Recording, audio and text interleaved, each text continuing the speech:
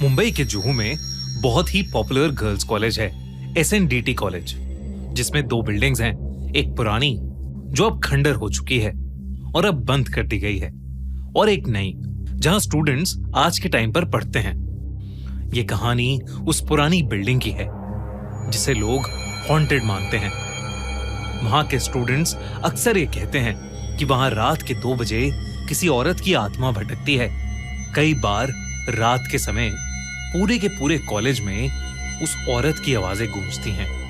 20 साल के रोहन की एक फ्रेंड उस SNDT कॉलेज में पढ़ती थी, और उसने जब ये कहानी रोहन को बताई तो रोहन उसका मजाक उड़ाने लगा।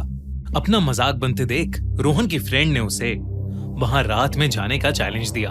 रोहन भूत प्रेत में नहीं मानता था, इसलिए वो तुरंत रेडी हो गया। उसने अपने बहुत अच्छे दोस्त विशाल के साथ मिलकर उस कॉलेज की पुरानी बिल्डिंग में जाने का प्लान बनाया। रात के 1:30 बजे वो लड़के अपने हाथों में फ्लैशलाइट लेकर कॉलेज की बैक एंट्रेंस से अंदर घुसे और धीरे धीरे उस पुरानी बिल्डिंग की तरफ बढ़ने लगे। बिल्डिंग की हालत इतनी खराब थी कि विशाल को तो उसे देखकर ही डर लग रहा था। उस बिल्डिंग की सब दीवारों पर झाड़ियां उगाई थीं। हर जगह मकड़ी के जाले थे, और जंग लगे दरवाजों को खोलते ही उसकी आवाज से ही उनकी हालत खराब हो गई। पेड़ों से घिरी उस बिल्डिंग में एक अजीब सी शांति थी। हर कदम पर वो लड़के अपनी दिल की धड़कनों को सुन सकते थे। इतनी शांति। वो उस बिल्डिंग के अंदर घुसे और अलग अलग कॉरिडोर से गुजरने लगे। वो पुराने लेक्चर हॉल्स, पुराने क्लासरूम्स देख रहे थे कि अचानक एक क्लासरूम से उन्हें एक औरत की आवाज आई। ऐसा लग रहा था जैसे वो कोई टीचर है और मल्टीप्लिकेशन की टेबल बोल रही है। 2 एकम 2, 2 दूनी 4, 2 तिया 6, 2 चौके 8। विशाल उस आवाज को सुनकर बेहद घबरा गया, लेकिन रोहन को लगा कि शायद उनके साथ कोई मजाक कर रहा है। रोहन विशाल को लेकर उस क्लासरूम के पास गया तो वो आवाजें बंद हो गईं, लेकिन उस क्लासरूम के पास पहुंचते ही उन्हें एक अजीब सी ठंडक महसूस हो रही थी, जैसे वो किसी फ्रीजर के बाहर खड़े हैं। रोहन ने हिम्मत की और क्लासरूम के अंदर गया। विशाल भी घबराते हुए उसके साथ गया। वो पूरा क्लासरूम खाली था, बस वहां टूटी फूटी चेयर्स और टेबल्स पड़ी थीं, और एक पुराना सा ब्लैक बोर्ड दीवार पर लगा था। रोहन ने विशाल को कहा कि उस कॉलेज में कुछ नहीं है और ये आत्मा होने की कहानी सिर्फ एक अफवाह है। लेकिन तभी उस औरत की आवाज फिर से उस कमरे में गूंजने लगी, इस बार जोर जोर से, जैसे वो औरत गुस्से में हो। 2 एकम 2, 2 दूनी 4, 2 तिया 6, 2 चौके 8। आवाज धीरे धीरे तेज होती जा रही थी। तभी उनको एक और आवाज सुनाई दी। ये आवाज एक थप्पड़ की थी, जो अचानक ही बहुत से बच्चों के जोर जोर से रोने की आवाजों में बदल गई। रोहन ने फ्लैशलाइट उस आवाज की तरफ की, लेकिन उसे कुछ भी नजर नहीं आया। अब रोहन और विशाल घबराते हुए एक दूसरे को देख रहे थे। तभी उन्होंने देखा कि चौक से ब्लैक बोर्ड पर कुछ लिखा जा रहा है। उसमें लिखा था, मुझे यहां मारा गया था और अब मैं अपना बदला लेना चाहती हूं। ये पढ़ते ही दोनों दोस्तों की रूह कांप गई और वो डर के मारे थरथराने लगे। वो फौरन उस क्लासरूम से निकलकर नीचे भागे, लेकिन जैसे ही वो उस पुरानी बिल्डिंग के बाहर पहुंचे, रोहन ने देखा कि उसका दोस्त विशाल उसके साथ है ही नहीं। वो कुछ देर बाहर से विशाल को आवाज लगाने लगा, लेकिन विशाल नहीं आया।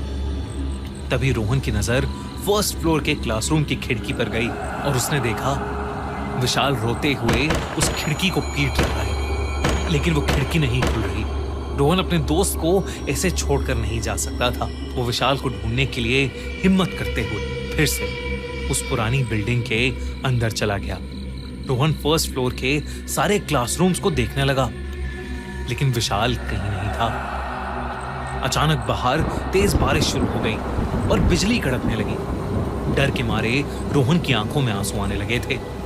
तभी उसे उस औरत की आवाज फिर से आई। 2 एकम 2, 2 दूनी 4, 2 तिया 6, 2 चौके 8। उस क्लासरूम से जिसमें वो पहले गया था, हिम्मत करके जब वो वहां पहुंचा तो रोहन के होश उड़ गए।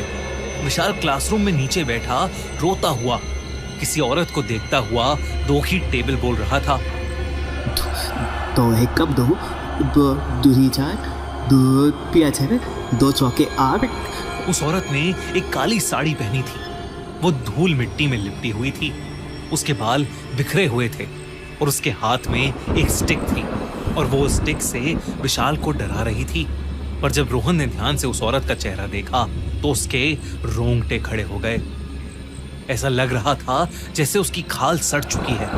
पूरा चेहरा फूला पड़ा था और उसकी आंखें एकदम सफेद थीं। रोहन ने डरते हुए विशाल का नाम पुकारा, लेकिन विशाल रिएक्ट ही नहीं कर रहा था। तभी उस औरत का ध्यान रोहन पर गया। उसने अपनी गर्दन रोहन की तरफ घुमाई और अपने खौफनाक चेहरे से रोहन को देखकर पागलों की तरह मुस्कुराने लगी। वो अपनी चेयर से उठी और धीरे धीरे रोहन की तरफ आने लगी। रोहन घबराकर नीचे भागा, लेकिन सीढ़ियों पर उसका पैर फिसल गया और वो सीढ़ियों से नीचे गिरकर बेहोश हो गया। कुछ देर बाद रोहन की आंख खुली तो वो विशाल के फ्लैट पर था। विशाल ने कहा कि जब वो उस पुरानी बिल्डिंग से बाहर निकला तो रोहन उसके साथ नहीं था और फिर उसने रोहन को फर्स्ट फ्लोर की खिड़की पर दर्द में चिल्लाते हुए देखा। विशाल ने कहा कि क्योंकि वो जगह भूतिया थी इसलिए उसने अपने बाकी 2 दोस्त वहां बुलाए और रोहन को उनके साथ ढूंढने अंदर आया और तब उसने देखा कि रोहन सीढ़ियों के पास बेहोश पड़ा है। उस औरत की टेबल, पढ़ने की आवाजें और बच्चों के रोने की आवाजें पूरी बिल्डिंग में गूंज रही थीं, जो कि उस रात सबने सुनी। इसलिए वो देरी ना करते हुए रोहन को ऑटो में बिठाकर विशाल के फ्लैट पे आए। रोहन ये सब सुनकर शॉक था। उसने अपने साथ हुआ पूरा किस्सा सबको बताया। इस घटना के बाद उन सबको यकीन हो गया था SNDT का गर्ल्स कॉलेज हॉन्टेड है और वो दोबारा कभी उस पुरानी बिल्डिंग के आसपास भी नहीं भटकेंगे। SNDT गर्ल्स कॉलेज अब भी फंक्शनल है और वहां के स्टूडेंट्स आज भी इस कहानी से डरते हैं। कहा जाता है कि उस टीचर की आत्मा अब भी वहां भटक रही है, अपना बदला लेने के लिए।